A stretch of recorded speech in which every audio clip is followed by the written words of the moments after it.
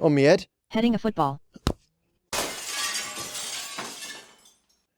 That is how not to head a football, but this video will show you how to do headers in style. It's not those sort of headers, you muppet. It's heading styles in documents. Looks awkwardly at camera. Inclusivity Network TV logo. Yo, it's Pablo.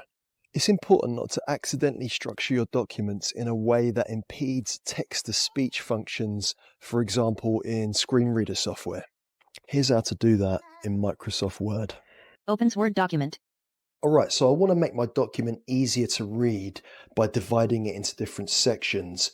But rather than only relying on different font sizes or colours or underlining, etc., I'm going to use the inbuilt heading styles in the document. So I click on the Home tab, go to the Style section in the ribbon, choose the kind of heading I want.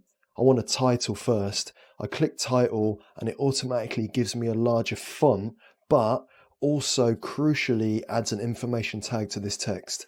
You can't see this metadata, but screen readers can, and they read it aloud to tell people this is a title and differentiate it from the rest of the text. This helps navigate the document. Now I want a section 1 in my document, so I click heading 1 and add some body text. And if I want a subheading within section 1, I click heading 2 and so on.